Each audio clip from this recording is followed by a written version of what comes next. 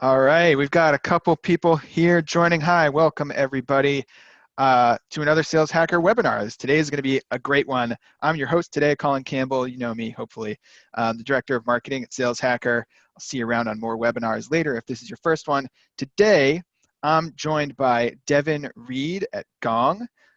Devin, hey, welcome. Thanks for coming, man.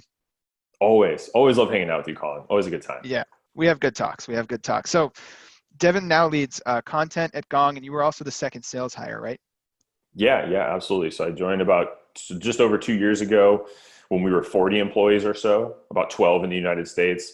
Second sales hire was an AE for a year. Then I helped kind of grow out the mid-market playbook when we went to segments. And now I am doing a content strategy, which is content marketing, awesome events like these, social media, and anything in between. Yeah. Yeah, we see you around and you're putting all that great data Gong has to work, helping salespeople all over the place with cool insights like challenging the status quo. Yeah. Always causes a good conversation. And so what we're going to talk about today is it's kind of like a Q4 survival guide, right? Like this is the time, if there's any time during the year, to really double down on like Right. how you handle objections and how you respond when prospects throw up those little like roadblocks for you. This is the time, right? So you guys have a kind of interesting view on this because you have actual data. Like a lot of what you hear about objections is clever stuff, and like people, there are some really smart people out there telling you how to respond because they've got experience, but you guys have this angle of like having data that actually shows some things you might not expect to find. Right. So we're going to get into some of that. Before we jump in though, I just want to do two quick things. So one is if you're just joining, there's like, I don't know, like 800 people registered for this. So there's a lot of people Wow. here. I want to make it feel that way. Get that chat open. I know Michael Klein. Hey, Mike. Mike joins all the time. Regular. Mike says stingers up. I don't actually know what that means, Mike. You can explain. Get your chat open. Set it when you're going to send a message. Set it to all panelists and attendees. That way, y'all can see each other's comments and stuff. Feel free to have conversations on the side. I'm going to keep an eye out for your questions. If you've got questions for Devin or me, you want to have like a workshop around an objection that you get, feel free to throw it out and we'll try to get to you. We'll take questions throughout, try to save some extra time to dive in deep at the end. That's one thing. The other thing I want to mention is that we're recording this. So like if you have to step away or this is some fire conversation you want to share with a colleague afterwards, you'll get a link and recording to the deck and to this tomorrow. And stick around for the very end because Devin's got something special he wants to offer you. I think he's going to tell you a little bit more about it. But if you can stick around, try to do so because we've got something cool for you. All right, that's enough talking from me, right? Let's get into it. So Devin, you want to bring up your Yeah. slides? I'll say I thought it was, I saw stingers up from Michael Klein and I kind of laughed because I was like, I think I know what it is. I'm from Sacramento State and we're the Green Hornets. And I was like, the reason I didn't jump on it is like, there's so few Green Hornets that make it into tech, or at least I don't run into it enough. So shout out to Michael Klein for my alma mater. I love that you know that. And then it looks like Corey said, hair's looking good, Dev. I just appreciate a compliment, especially when I'm about to, present. So I am not immune to flattery here. Yeah, thanks for, this is what I love about these. Our community never lets us down. Like they don't show up and just watch people talk. Like you guys interact. That's what makes this special. Yeah. So thanks for being here and actually being here for the live version, everybody. Hi, Melissa and Kevin and Joe and all you guys. Awesome. I think the number one question asked on demos, I know this isn't a demo, but can you see my screen? I can see it. Yeah. Fantastic. It looks great. Awesome. Well, yeah, I'm excited. And that's why I think I love, one of the many reasons I love doing this with you, Colin, is one is you're an awesome moderator. And two, the audience is the best here. Like we get questions like we did a quick prep yesterday and I was like, interrupt me as much as you want. I love when people are asking questions. We can go on these little tangents. It makes it a lot more fun than me just, talking for an hour. So please do jump in with questions, guys. But yeah, I did a little post about today, sometime this week, and I compared objection handling to boxing. I'm a decent sized individual. I'm kind of agile, but I'm not a boxer by any means. A couple classes I don't think qualifies me. But I've always loved watching boxing because even though it's obviously kind of brutal, it's actually like really like rhythmic and it's very smooth. And it's like, I watch boxing or MMA, and you just see people swinging as hard and fast as they can. Muhammad Ali was great at this, and he's just doing this. He's barely moving, and the punches are going right by him, and then they bounce, obviously they bounce back. And, objection handling, I think a lot of time people think it's kind of like this, right? It's like, I heard an objection, I need to meet it head on. And it's really not that. It's understanding the objection, handling it. And sometimes, as I said in the post, when you're getting hit by a few objections, if you don't know how to answer them, or you're answering them incorrectly, and they usually tell you it's incorrectly, you can feel like you're on the ropes, right? And you're just taking body shots. It's hard to bounce back. And so I was really excited to bring this content to you guys because, like you said, Colin, like Q4 is like, you're going to make or break your year, right? In Q4, or hopefully you're in accelerators by now and you're just going to, cash out. But there's a lot of really good opportunities in the next few weeks that if you can handle objections well, you're going to not just hit your quota, but you can hit that extra 20, 30, 40%, or maybe that big swing deal that you need to come in. They're going to have some objections eventually. So hopefully this will help you guys.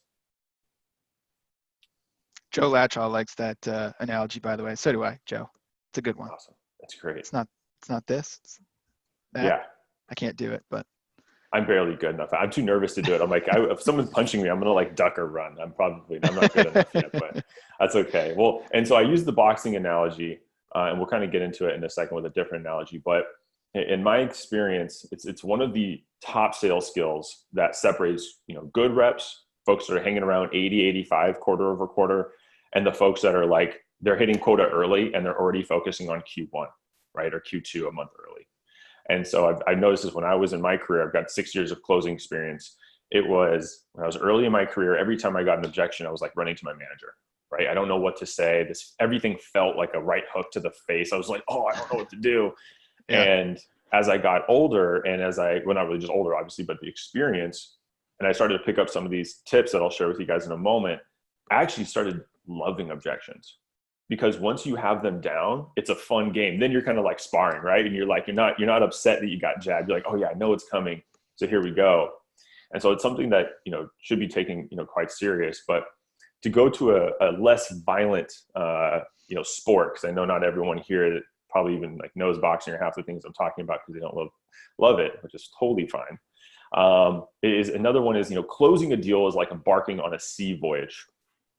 Right. And I like to liken it not to like sea voyages today, like a cruise ship, because those are pretty easy voyages.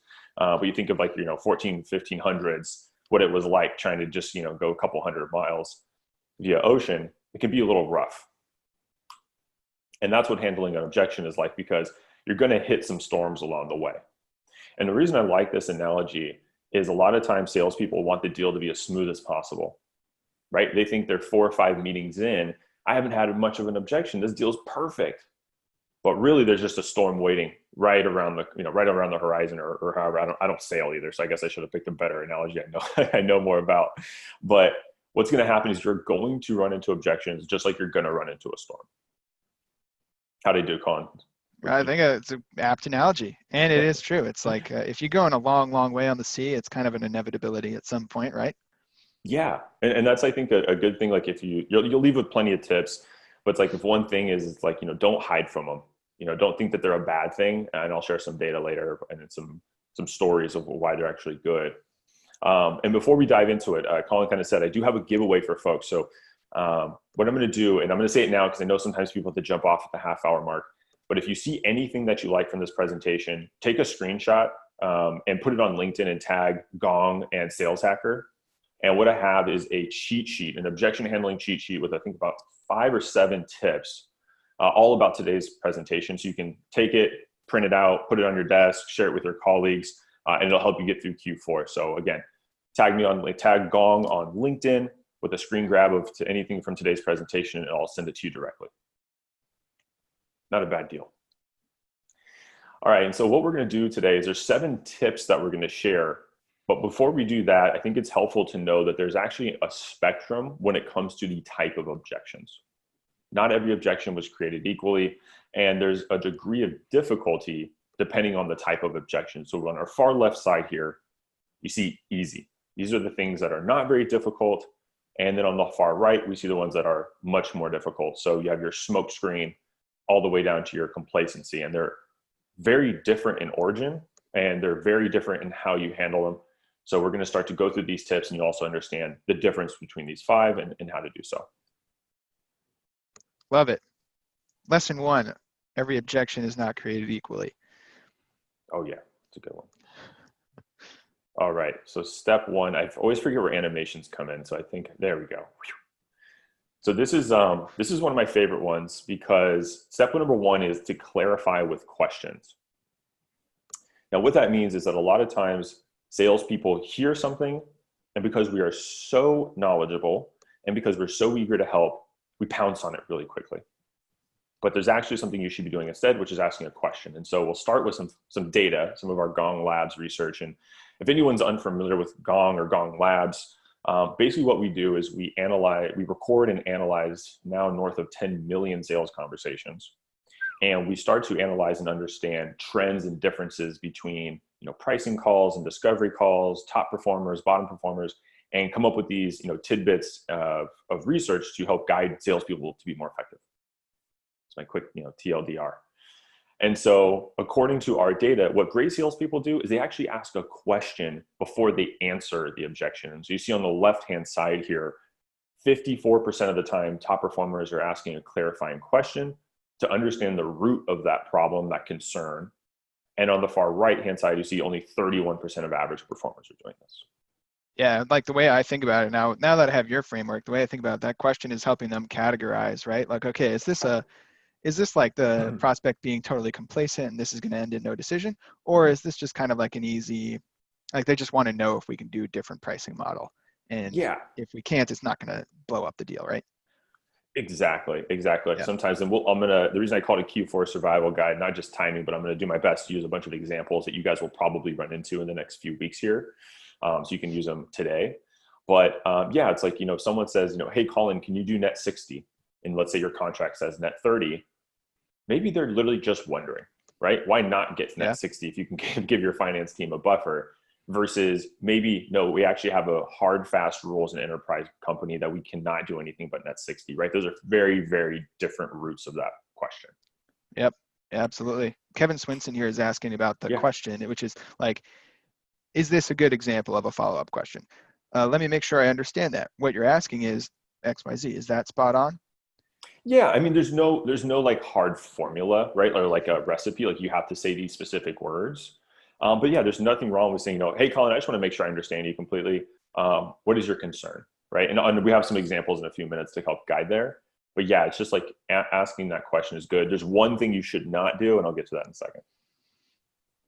Yeah, good question, Kevin. Fantastic. And great name. You're only one consonant off. And so what a lot of salespeople do is they do a knee-jerk monologue, right? Which is, we can go back to that example. I'll probably run with it a few times. So it's like, hey, Colin, can you do net 60 instead?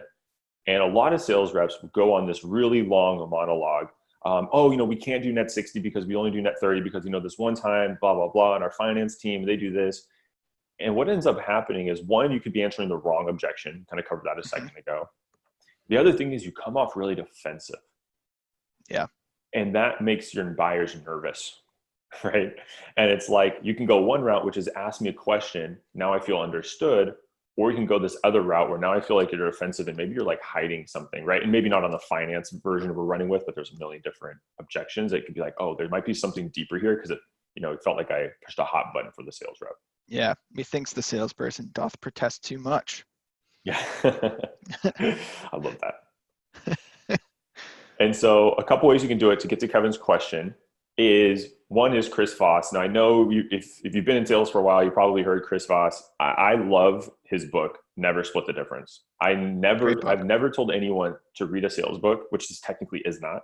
I guess maybe it depends on how you look at it. This is the one book where I'm like, I literally read it this time last year and I had one of the best quarters of my life, but honestly, I had some of the best negotiation calls in my life. And I won a lot of deals that I probably wouldn't have won otherwise. Nice. So if you haven't read it, check it out. And I'm an Audible guy too. I do both now, but listen to it as well because it's really, really well voice-overed. I guess that's the past tense of voiceover. But anyway, I digress. He has this really great tactic called mirroring. And so what mirroring is repeating the last few words with a really high inflection or an upward tone. So if someone says, hey, Colin, you're late in the sales process, and someone says, Colin, we want to move forward, but the price is just too high. The Colin, you could price is say, too high? exactly. The price is too high. And then you have And to just pause. leave it, right? Yes, Yeah. exactly. You have to pause, because what it's going to do is, in that you wait about, count to 3, and no one loves silence in a conversation. So they're going to fill that void. And so you could say, Devin, I wanted it, we thought I was going to sign, but my boss said we couldn't sign this quarter. Your boss said no. You have to be convicted in that upward tone. Because if you say timing's not right, then they're gonna get defensive, because they're like, well, yeah, I just told you that you don't want this, you want Right. this, you want this. The and goal is not repeat. to be incredulous, but to Right. like make it sound like an honest question, like prompt them to expand on it, right? Yeah, exactly. Yeah. So upward tone, or excuse me, upward inflection at the end there, and that'll be a really good help. And this is back to Kevin's question. There's one thing you do not do, and that is ask why. Colin, you can ask me why I can't say why right now. That's okay. Why should they not say why, Devin? Because it makes people feel really defensive. Yeah. Right. If Colin's like, hey, we bought this company, and they're our competitor. There's my competitor as the seller. If I'm like, Colin, why'd you do that? You're going to be like, well, now I feel attacked because that was my decision. And the way that you're wording this question is that I made a mistake. Plus, you're just asking them to justify the position they've already taken. They're just going to dig in. It's like you have another good image later on. I won't spoil, but like if I'm trying to get my dog to go somewhere, if I push it forward, it's definitely not going forward. Dogs hate being pushed in a direction. Same thing here. Like you're just, okay, why don't you give yourself some more justification for that position you've just taken, prospect? So yeah, don't ask why. I love that tip. Exactly. And even if it was, is like, let's just call it, I don't compete with Hot Wings, because I have a Hot Wings logo here, but it's like, you went with Hot Wings versus why did you go with Hot Wings? Right? Yeah. Totally different. Now it's a dietary thing. I kind of used a bad example because I have a sticker here for Hot Ones, if anyone's familiar with the show. But amazing show. Great show. One of my favorites. So good. So don't use why, instead use clarifying questions. And here's one you can steal. Can you help me understand what's causing that concern? Can you help me understand what drove that decision? Oh, now I get to talk about myself in a positive way. Right? And you can change this causing that concern. You can kind of, again, this is a framework, change it for whatever you're selling in the moment that you need it. But this is something, if you want to screenshot it, even if you're going to save it for later, this is a fantastic question. So two things. First of all, this is, so Kevin, back to your question earlier, this is like a similar one. You could switch out yours. I think the way you asked it was pretty good too. Michael Klein points out here that, so depending on like what kind of guru you follow, Chris Voss says, don't ask why. Simon Sinek says, start with why. But that's very different. Different, yeah. So do you want to try to take that? Because explained for the audience, yeah. Oh, I would love to ask a clarifying question, but I can't because it's we're on a panel here. But I would say, and I've read Simon's book, this is a selling motion we're talking about right now, not to say why. Yeah. Simon's not selling you anything. He's helping you understand why you're doing what you're doing, right? Like, why am I even on this webinar right now? Yep. Right. So it's kind of like understanding the root of motivation versus the root of an objection in a selling scenario. What do you think, Colin? Right. So I think like if you wanted to apply Simon Sinek's advice to the selling motion, it would probably be somewhere around like the discovery conversation where you're identifying the pain point of like, okay, so why are we talking to each other right now as opposed to 3 months ago or 3 months from now or at all? Yeah. Exactly. Awesome question though, and a great book. He has another book I need to read pretty soon here. He's got another one coming out, I think. Or that maybe just he's nonstop. He's good. I like Simon Sinek. He's awesome. I really do like him. I'm going to go a little faster because we know we have a lot of stuff to cover. We're making great conversation, but I don't want to leave anything out. I'll go through this a little quickly. You've probably heard of the onion analogy before, but again, you're trying to go from that surface level objection, get to the symptom, and then to the root cause, and then you can really handle the objection or answer it correctly. Which is always, I thought was a funny analogy, because if you get to the root cause, you're probably crying because an onion will make you cry. So I always thought that was kind of funny. We ran with that. But anyway, okay. So then step number 2 is to validate their concern. Now you've clarified it. Now you need to validate what they say. And so the reason why is you want to give the buyer the gift of feeling understood. I can't remember the site, but I can find it. It was 95% of people, so people go through their life and 95% of the time they feel misunderstood.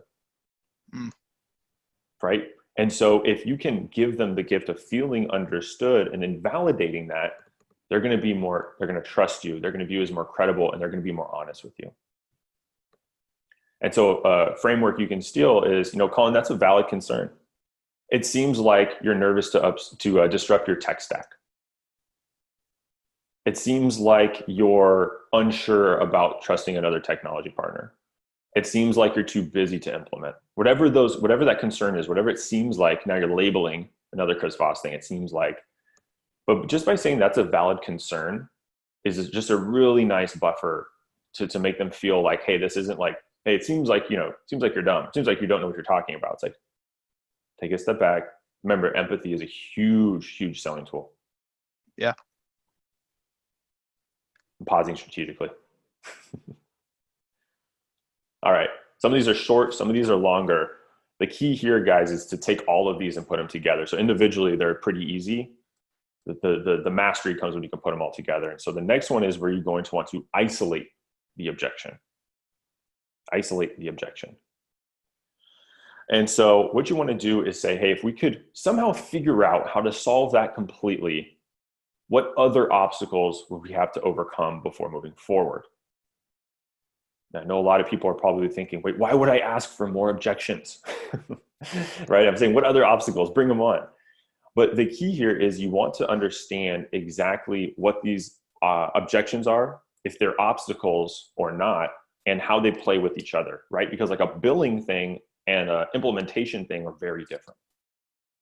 Oh, yeah. Right? And they might have, they're both very valid, but they're not necessarily related. And so if you answer the, billing thing, okay, great, Colin, if, somehow we figured out how to handle that net 60 problem, what other obstacles would we have to overcome before moving forward? And then Colin's going to tell me, well, you know what, man, I have no time to implement new technology right now, especially end of year. I'm going to take a vacation. Okay, cool. So now I know that even if I get this net 60 thing handled, I'm not in the clear. I've got another hurdle I got to get over, and maybe another hurdle, right? And so you want to start to surface these things. Objections can become landmines if you don't find them first. And I would say even more important than you knowing what's coming up is like, now as the prospect, I feel heard, I feel understood, and I know that Devin's not trying to rush me to a yes, right? He could have said, hey, so if we figure that thing out completely, you're on board, right? And I might have said yes, just so we could move on in the conversation. Or not even give you a chance to think about it. Yeah, true. And you didn't, exactly. So you didn't give me a chance to search my mind for what else might come up. It feels like he's on my team. Like the truth is, guys, selling is hard. Buying stuff is not quite as hard, but it's also not easy. And like, it can feel like you sometimes have to project manage your rep. If you haven't ever bought anything, I do recommend like maybe go find your marketing, whoever holds the marketing budget in your company, and ask to shadow them on a deal from the buyer's side all the way through. And you'll get an idea for how it can feel sometimes. It's not great. So anyway. It's a great point. I want to double down on that, Colin. It's actually a great point. Is I think sellers, and I was so guilty of this, is you think you're trying to convince them to do something for you, kind of like they don't want to buy. But the truth is, I'm a buyer now. If you're hearing that, I don't sign contracts. You can hit me up all you want. But my point is, I love getting deals done with good sales reps. I actually love that as the buyer. The thing is, just as reps need to hit quota and close that deal, I need to make the right decision for me and my team. So I have a risk as well, right? And so, I think it's a great advice. Take a demo, sit in, and just start to understand what it's like on both sides of the table. All right. This one is very good. There's a tactic right behind this slide. Step number 4 is gain permission to overcome. Gain permission to overcome. What do I mean? A lot of times people say, hey, Colin, can I make a suggestion? And Colin, what was your reaction when you heard that just now? Yeah, sure. Like total openness. Really? Total open. Okay, you're one of the few. I'm very suggestible though. Like you're jumping my off dog could if I say I'm doing it too. So what most people, Colin is the exception here, is when you say, can I make a suggestion? People naturally get a little defensive. because now they know you're going to say something that goes against what they already believe. So instead of saying, can I make a suggestion, which brings in this rebellious teenager effect. I can't see what show this is. I cannot remember what show this is from. If someone can tell me, be interested. I can't remember. But what happens is people don't want to hear that. They don't want to be told what to do. And so what a much better way and a more, what's the word I'm looking for? Kind of like, I guess like an even keeled approach. It's not really the word I'm looking for. It's like less threatening maybe. Yeah. Though, it's silly that it would be. Yeah. It's like, hey, can I bounce a few ideas off of you? Which now, instead of trying to correct Colin, I'm actually asking for Colin to help me because I have some ideas I want his opinion on. I want your expertise. I want your approval, right? And so, hey, can I bounce a few ideas or a few thoughts off you, a few ideas off of you? Then they're going to open up and they're going to be much more likely. And this is a joke. I can't ever, not a joke, but a bit of an exaggeration. I don't think anyone's going to be like, I'm so ready for you to overcome my objection. But they will be more eager to answer and they'll be more open to responding honestly. And I love SpongeBob. I grew up with SpongeBob. Can't ignore him. All right. Who doesn't love SpongeBob? It's hard not to. Before I keep going, was there any questions or anything, Colin, that we might want to handle before we keep? Yeah. So Kevin, actually, this is a good time. First of all, quick reminder, if you haven't screenshotted something yet to post on LinkedIn and tag Gong and Sales Hacker yet, you still have a chance, so do that. Kevin had a good question, which is like when you're using that isolation technique, if a prospect word vomits out a bunch of objections, kind of all at once, how might you go about getting back to like some focus in that conversation to use that isolation? It is such a good question. And it happens all the time. And it's tough because our brain are naturally going to grab the very first thing and we black out for the rest, or we get lost in the sauce and we grab the last thing. Yeah. Instead, what you can do is Colin, listen, I'm going to use you again as probably for the rest of the call, honestly. But, Colin just says, we got this, and this, goes on a long tangent. And I go, Colin, that definitely makes sense. Just so I'm on the same page, which one of those would you say is the most important? And then they have to think, were any of them that important? Right? And then they're going to start with the first thing. Well, you know what? It's product usage, man. We've bought in a couple of things in the tech stack and no one's using it. So I would love to start there. Awesome. Now you know not only what to start with for this conversation, but your number one hurdle in getting your deal done. And then when you're done handling that objection, then go back. Make sure you go back. Don't think that you can just handle one and keep going. Go back and say, okay, hey, what would you say was the second most? You said a lot of really good things there, validating. What would you say is the next most important thing and the next most important thing? And then literally, if you spend 30 minutes handling objections, I promise you they will take the next call eagerly because you've solved a bunch of problems and then maybe they want to see it in a demo. It's a good use of time. And when you're done handling the ones they word vomited out, ask them if they have other things, right? Yep, exactly. Yep. Good question, Kevin. Thank you. That was an awesome question. And that's honestly something it's a struggle for a lot of people, new and veteran reps. It's hard to listen, right, with that much intent. All right, the next one is probably could have guessed. If I had said one of these tips for handling objections, you'd probably been like, I don't know, address the objection, which is definitely right. And so this will be a bit of a decent portion of what we talk about today. And we started with this, which is there are a spectrum of objections, right? And I think we've kind of started to touch on them. But each of them have a specific way to address. And so, start here. Whoops, I think I lost my click. There we go. So we're going to start with our smoke screens. These are easy, and all you have to do is use that isolation method and uncover the true objection. I was at a conference this week, and someone said if you just ask that first clarifying question, half the time they realize they solve it on their own, or they realize it's really actually not that important. Right? So it's those easy, high-level things. Do you have an example of like what that? Yeah, I know we used it, but honestly, the Net 60 one is where I came from. It was where it came from. Okay. Where like a lot of times people just ask for things to see if they can, or it's not really like, think of this as it's not a deal breaker. And when we get to the other ones, I think it'll make sense, like where the smoke screen is coming from. But what you want to do is like understand if this is a real objection or not. And these smoke screens are like, it can literally, and I've heard this before, can you change the color of the UI? Yeah. No, I'm sorry, we're purple and pink all the way through. And then like, but instead of answering that, like, it's like, oh, like, what are your thoughts? What are you hoping to see? Oh, I don't know. I just love the color blue. I've had that happen. I swear to you, I've had that happen before. I'm like, oh, okay, well, you know what? That would be off brand for us. We can't change the UI. Oh, okay, cool. Next question. Next thing. Like it's just Yeah. those really frivolous or trivial things, I should say. And here's a good one. Okay, and here's another one we can run with. I forgot to have the slide up here. And so if we could somehow figure out how to solve that completely, back to what other obstacles will we have before moving forward? Right. And what So they let's might find a see is, real. yeah, and then they might say, Yeah. well, you know what? Then we have to cover product adoption. Oh, okay, should we talk about that or the UI? Oh, the UI thing is really not that important. But guess what? Now I've just dodged dodged an arrow. Now I can attack, the bullet that's coming my way, which is like a real objection.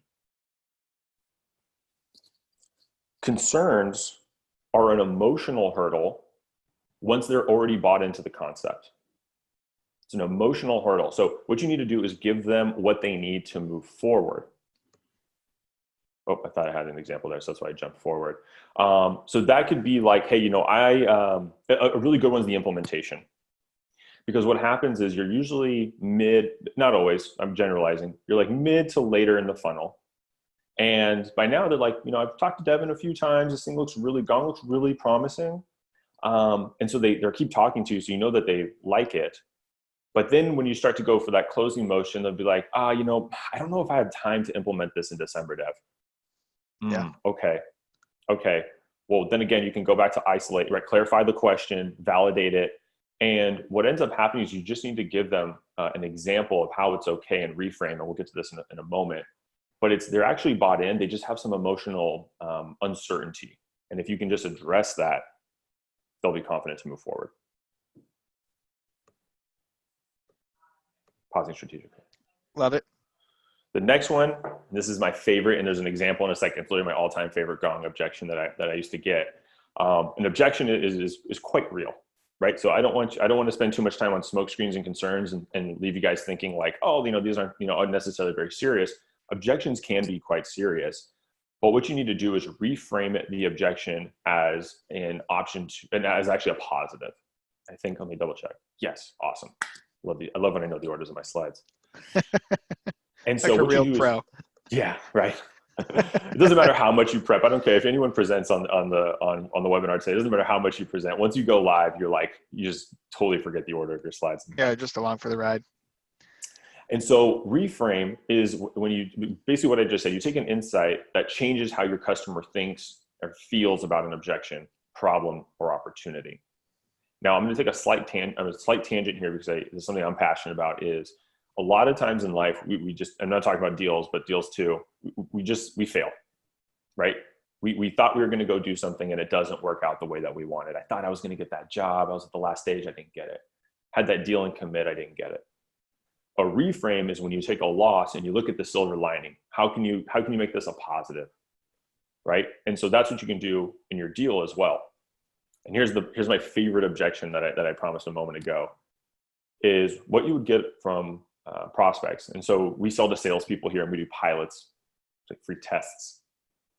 And the objection could come in and say, Devin, I don't want to start a pilot until after next month. We're too busy closing out the quarter. Right now is the worst time.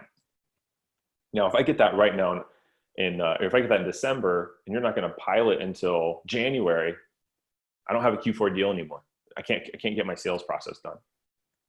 And so I could say, oh, you're right, Colin. I'll just I'll call you in January 3. And I'm sure you'll pick up, and I'm sure this will continue as hoped, which is never the case. It's going to go really well, yeah. If you have a deal that doesn't talk to you for between Christmas and the New Year, nurture that thing because it's probably toast. But the way you want to reframe it, and this is what when I heard this objection, I would like smile because it worked about 80% of the time on the first try, which hey, Colin, that totally makes sense. As a sales rep, I know I don't want to be taken off the floor at Q4. But here's the thing. If I can bounce an idea off of you, the conversations your team will be having before the end of the quarter will be those high stakes, those high impact conversations. And those are the best ones to capture. So actually right now is the best time to pilot Gong. I have had VPs of sales with 50, 100 plus reps who are not easy to persuade. And that one sentence that I just shared be like, you know what, you're right. How do we get this happening? How do we make this go? And then I'm just like fist pumping, like silently, like, yeah, okay. So what we'll do, you know what I mean? Because that's a big objection, right? That's a true problem that you need that's to a real, end of quarter is a real pain. Absolutely. Especially if you're selling to salespeople, which we do. Yeah. And Exactly. so other ways for the folks on, again, I know I'm pushing screen captioning. Don't feel like you have to post all of these. That's not my end goal here. My end goal is to help you guys take something home today. And if you're thinking, how can I work on reframing? Take this screenshot, because here's some questions that you can ask yourself, because I can't answer them right now. I don't know your product. I don't know your audience right now. But ask yourself, is the objection a problem that can be reframed as an opportunity? Right? What we just did in that last example. Is it a weakness that can be reframed as a strength? Is it poor timing that can be reframed as perfect timing? So we did 1 and 3, I think, on the last one. And so start to ask yourself these questions. You'll come up with some really creative ideas. It's a good one to brainstorm with your colleagues too. Don't put it all on yourself, you know? Yeah, 100%. Go get in a room, share the recording with them afterwards. And then another way you can get through it is start to ask these questions, which are kind of questions, but they're questions, but they feel a little bit more, they're not starting with what, when, how, or why. Is, hey, can you help me understand? Can you walk me through why you don't, can you help me understand what's preventing you from doing a pilot? Can you walk me through the barriers of getting a pilot started? Right? So on and so forth. Doing pretty good on time here. We're good, yeah. I was a little worried. Sometimes you start really slow and you're worried you're going to get halfway done and time's up. No, not us. Perfect. Awesome. So conditions are problems that need to be solved. They're straight up, they're almost not even an objection, actually. They're a real barrier. And so what you need to do is dream up a creative solution here. Creative solution. All right, man, right when you think you know your slides. And so what this could be is like, coming up with, this could be like something like an integration miss, right? Like, hey, I need you to plug into Salesforce, or we've got a problem here, right? Like I legitimately cannot go to my boss and pitch Gong if you don't connect with Salesforce, which we do. And so what you have to do is come up with creative solutions like, okay, Colin, well, hey, if we built an integration in the next 30 days, and then you had time to test that integration before buying, would that completely relieve your concern? I mean, yeah. He's like, yeah. Right? I mean, if you're willing to do all that, yeah. Yeah. And we would do that all the time. That was like, especially when we were a young company, this is the pitch of Gong. This is things you guys are probably struggling with too, is we had like 7 integrations. Right? You're going to build more integrations at some point, but when the salesperson brings them as like, this is the thing that's going to get a deal done, right, that's a smart way to prioritize those integrations, right? It's what the market's asking for. Literally. And that's what it was. Because we had like, when I first started, if you didn't use like Zoom, WebEx, GoToMeeting, and the next 2 in line, I was like, we're going to make this work. We'll find a way, right? And that's that creative solution. And that's what I started actually doing. I created the opt-out contract here, which was, I'm going to, instead of you buying right now, I want you to sign right now, but I'm going to have some conditions. And if I meet them completely with you and we'll build this together, not the integration, but the plan, then will you remain a client?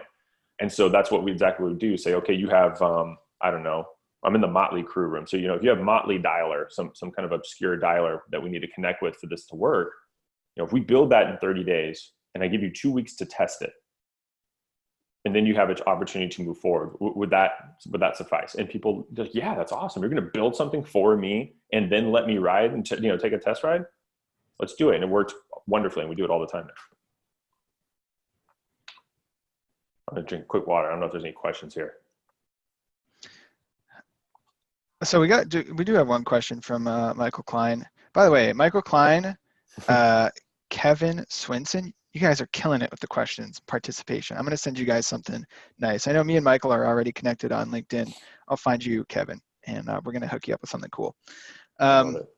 So Michael Klein's saying that a lot of this flow, a lot of this stuff seems like it's coming from Chris Voss or people like him, and kind of wants to know like anybody else to follow for tactical empathy and sales that you might know of. Oh man, put me on the spot.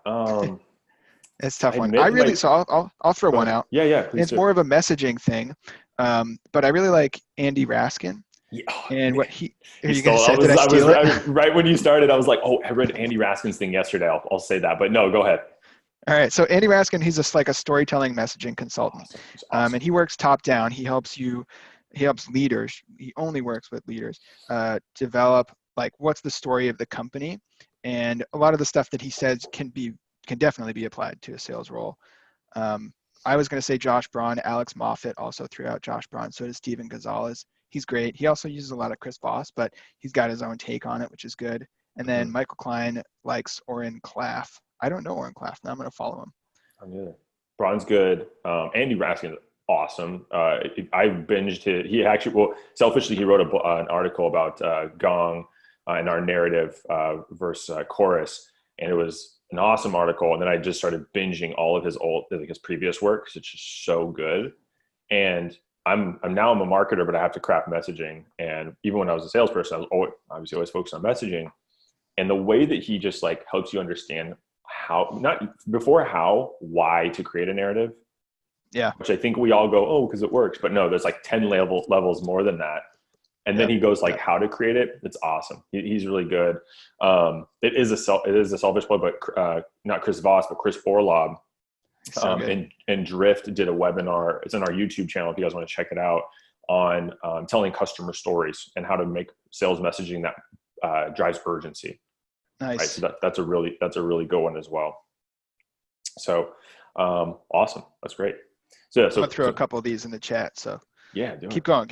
Sure. And so the next one is I shared my most favorite objection. I guess this is my least favorite objection, but it's really not an objection at all. It's complacency. And really what this is complacency is they are not sold on the solution. They are not sold that they have a problem.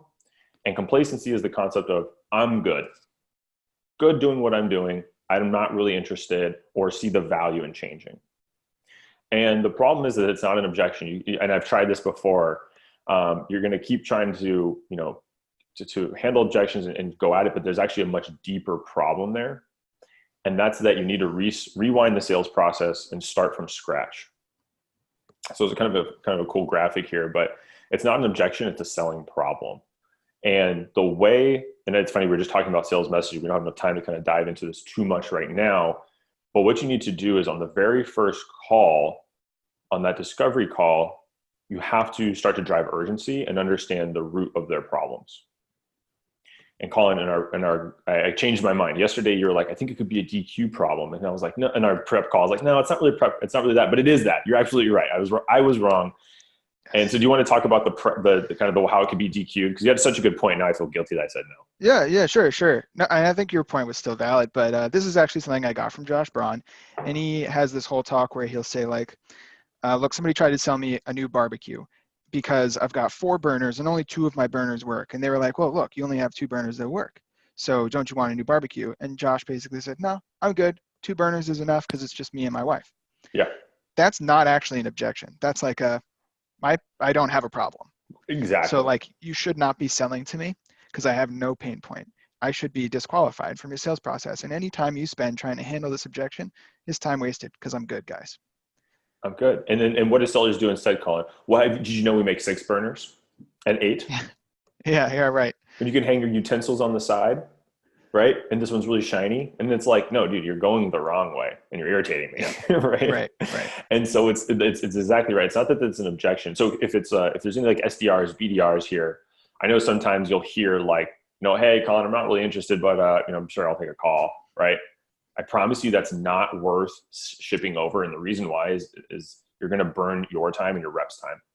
And that's worse than not having a bad opportunity is worse than no opportunity because you're just burning time when you could be finding other better prospects. And so if you find people staying to the status quo, and that's why I hated it so much, was like, even when I was in competitive deals in my previous job, the status quo was the number one reason we lost deals. It wasn't a competitor. And I think most people that's true for most people. Yeah, it probably is actually. But to me in my head, I was like, no, if you're talking to sales, you should buy something. But I was like, honestly, even now, I'm like, I'd rather lose to a competitor and be like, okay, someone won and it wasn't me. So I know I needed to do something differently versus not buying anything at all, which was like, I probably shouldn't have even been talking to you in the first place, or I just did an awful job trying to drive urgency early in the process. And here we go. So here's how much we will talk about it. So I kind of just talked through this, but urgency is about building pain, not showing benefit. right? Josh Braun in our example here, he didn't have any pain. 2 burners is enough.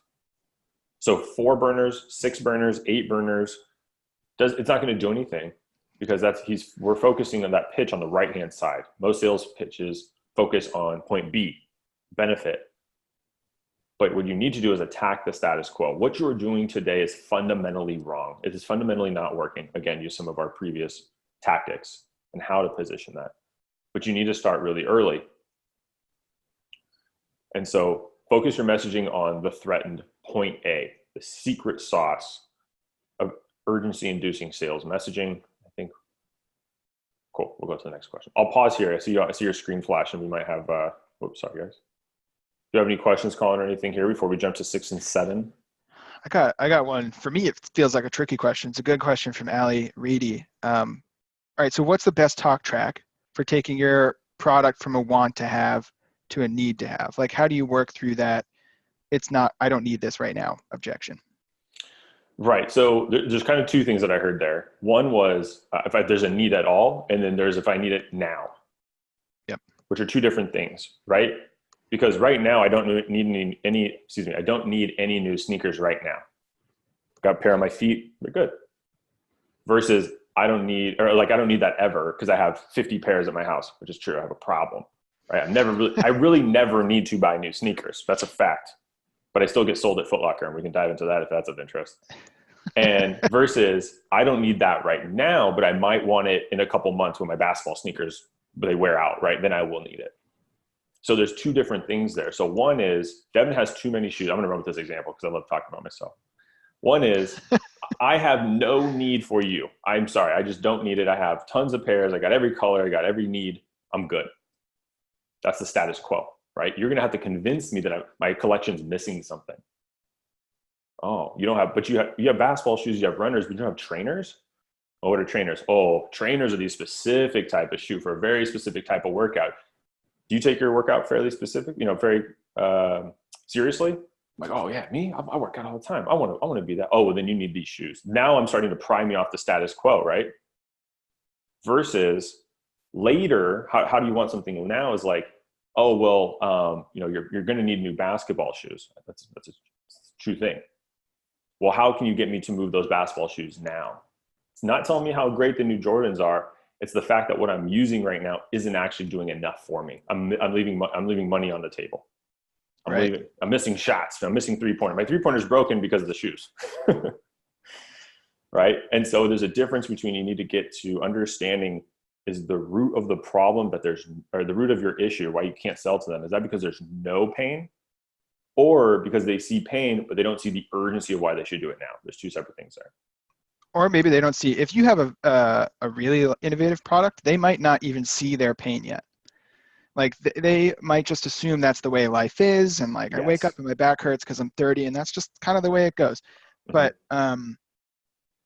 like a doctor could invent something that makes that not the truth anymore. And Ali, you said one thing that I might be reading between the lines here, so you can correct me if I'm misinterpreting, but when Devin was opening up with the sneaker example, you said, let's assume you need new sneakers. And one thing I think we need to be careful with in sales is like, we don't get to decide what the prospect needs really. Right. It's their money, they're choosing, and we may have a lot of confidence in our product and know that when people buy our things that they do better. But we don't get to decide if they need it, when they need it, how badly they need it, any of that. You have to do some of the convincing yourself and like bring them to the pain point, show them the pain point, or they're fine and they don't need you. Yeah, absolutely. That's a really, really good point. I had something I was going to say about that. The other thing is like, it's what you said about they might not know they have a problem. And that's what we did at Gong, right? It was like, we're so new. People didn't know like, here's a better one. When I was at ClearSlide, anyone knows ClearSlide, about 5-6 years ago, no one was tracking emails. You sent a proposal. It was like, yeah, obviously I sent the PDF to Colin and obviously I have no idea if you can read it or not, if you read it or not. Like, I'm like, but what if I told you that I could tell you not only if Colin opened it, but what page he looked at, how long he looked at it. And then you would take that information and tailor your follow-up so you knew when to follow up and how to follow up. And that's how these other 2 companies who look just like you are closing deals. Yeah. And now I have a pain point. Like, man, it sucks that I can't Yes. see that.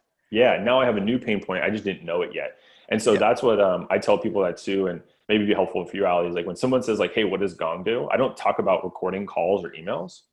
I say we answer questions that people think are impossible to answer. Would you like to hear what they are? Yeah. Okay. Well, then they're 1, 2, and 3. Do you struggle with any of these 3? Oh yeah, dude. Number 2. I'm like, cool. Well, like now they're like, tell me what Gong does and how I can use it. And they didn't even know 30 seconds ago that they had a problem. Hopefully There that you go. helps, I Ali. love that. I love that pitch, by the way. We answer questions people think are impossible to answer.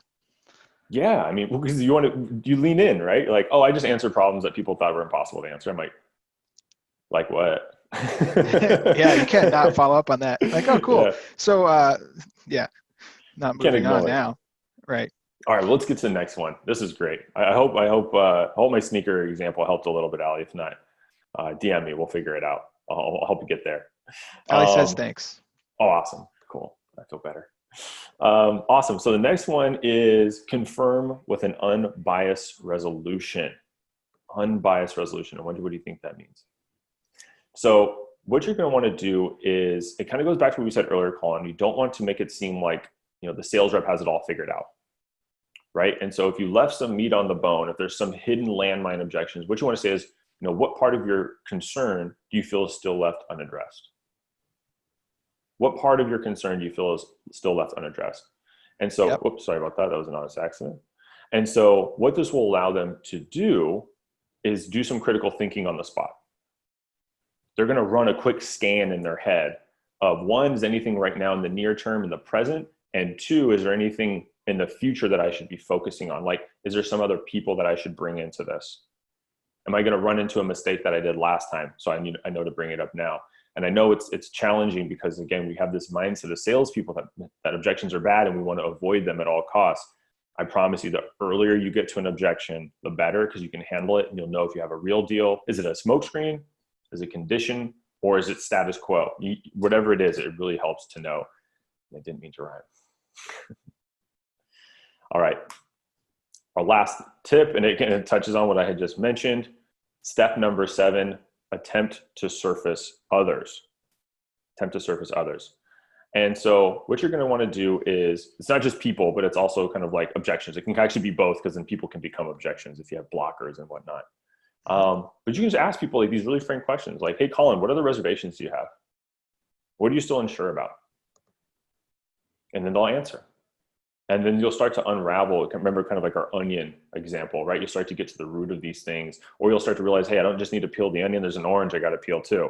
So I need to jump over there and figure out how to do that. I gotta say, like, again, I know I brought this up earlier, but the best part about all these steps for me is that this is how trust is built. This is what makes your buyer feel safe and that you're on their team and you're not trying to like get them into anything that they're going to find out later is kind of sucky. Like, you're not jumping the gun, right? Like, Yeah. when you spend time with them Yeah. fixing all of their problems before you ask them to sign something, Mm-hmm. it actually, believe it or not, will make your deal go faster. Yeah. And because they trust you. And that's like what a champion is, right?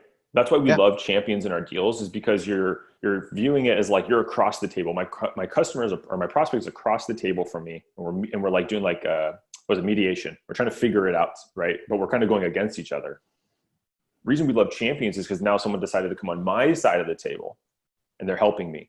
But really, what you want to do is get you and your prospect on the same side of the table, and what you're actually going against is like the process of getting a deal done. You're both putting your powers together to try to figure out, hey, how can we overcome finance or budget or et cetera? And when you have them on your side, the deal is less of it's not contentious. It's like a group project that we all want to be complete. And it makes it easier to forecast because everyone wants to be done on the same time as well. Yeah. And I lost track of count, by the way. Is this step 7? Sorry. That was it. That was step 7. I probably should This have is 7. done a drum roll or something. No worries. No, Jordan. Jordan asked. He wanted to make sure he didn't miss anything. You didn't miss nothing, anything, Jordan. You're all good. And I'll do this. Here we go. Here's all 7 steps. We've got all 7 for you. So this is why I was like, if you're going to take a screenshot and post online, this is probably a good one. Another reason I like doing these social posts is because you guys build credibility with your audience and with your peers. Because if I'm a buyer and I see Devin talking about objection handling, It means he cares about objection handling, right? He's taking tactics to get better at it. And then your peers are going to like you because you're helping them be smarter. So I'll run through these really quickly. 1, ask a clarifying question. Don't do a knee-jerk monologue. Validate their concern. Hey, Colin, it totally makes sense. Isolate the objection. Hey, is there anything else that we should be talking about? Gain permission to overcome. Can I bounce a couple ideas off of you? Number 5, address the objection, right? We got to do that. We have to come up with a creative solution. Number 6, confirm an unbiased resolution. And number 7, attempt to surface other objections. What could be people, because I know that's how it's worded. And then you go full circle. You just do it again.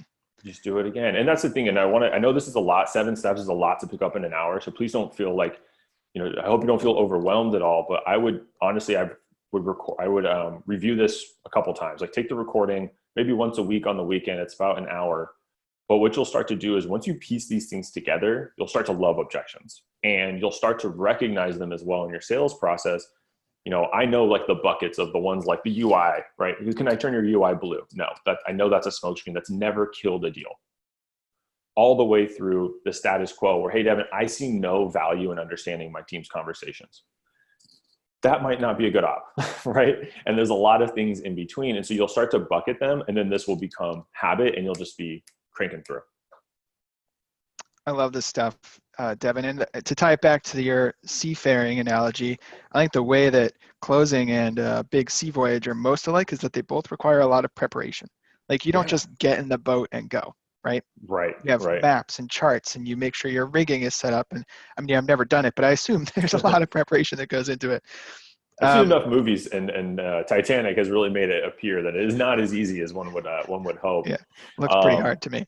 Well, we can take more questions, but I know some folks will jump off. So last thing, guys, if maybe you joined late, take a screenshot of this picture, go on LinkedIn and tag Gong at gong.io and Sales Hacker.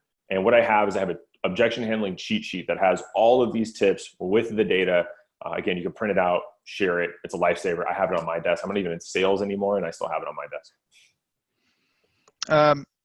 Yeah, great questions throughout, everybody. We do have one, probably a last one from Michael Klein, do you ever just ask after a pitch or a demo, like, what are ways this deal won't work? Yeah. I think just straight up. I would word it differently, personally, because whenever you're talking about a deal, it oftentimes is the seller's deal. Prospects view it as a project or an evaluation. So I would say one you could do is like, hey, how'd I do? Or how'd we do? Which is almost like, hey, how is this going in the right direction? But another one, I have a good one. How do I usually word this one? It's, worst case, in a worst case scenario, what derails your evaluation?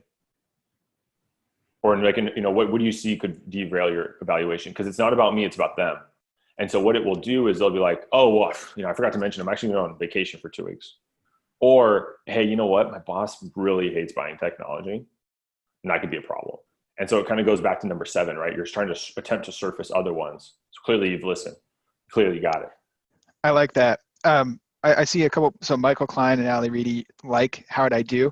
Guys, this might just be me, but as a buyer, I'll tell you, when people ask me how'd I do, my first instinct is like the same thing if Devin walks up to me and goes, hey, how are you doing? My answer is, hey, I'm good. How are you? Yeah. Like I actually don't put thought into that. I'm going to tell you you did good even if you sucked. Because giving feedback to somebody you just met is uncomfortable. So so maybe on the first call, not so much. Yeah. But if you do, I like your what are some ways in which this evaluation might get derailed? That's a question that I would put some thought into and answer honestly. And I should have prefaced, I was selling to salespeople, so I know they're like grading me the whole time. So I would be like, Colin, like at the end of a demo, I'd be like, hey, Colin, candid question, how'd I do? And you would actually get a really good response. But yeah, you should definitely be careful with that. Another one, sometimes I'd be like, if you set a really good agenda for a demo and then you did this whole this presentation and a conversation, I'll be like, hey, how'd we do? Did I miss anything? Which is kind of the same thing of trying to attempt to surface others. But the other thing is too, when you ask people for feedback, it's kind of a side tangent, is always thank them, right? Hey, thank you for that feedback. I really appreciate it. I'm going to make sure that I take that into our next call to make sure that I don't do it again, or to make sure that's even better. People love that. If you had Speaking preface, of yeah, go ahead. speaking of people loving that, I think that's a great note to end on, which is thank you, Yeah. Devin. This has Oh, been an you're welcome. amazing lesson in objection handling, and thanks to the Sales Hacker community for, as usual, the amazing questions. I hope you all come back like Michael Klein, be a regular. We do these twice a week, every Tuesday and Thursday. You'll see Yeah. Devin from now and then, Yeah. phrasing. But yeah, thanks again, Devin. Really appreciate it. Likewise, I've been a Sales Hacker fan for years. For years. So to be on these with you is great, and to help salespeople is awesome. So if you like this, again, follow Gong on LinkedIn. Come hit me up on LinkedIn. We'll hang out. We'll swap stories, and that's all I got. All right. Thanks again, everybody. I'll see you soon. See Bye. ya.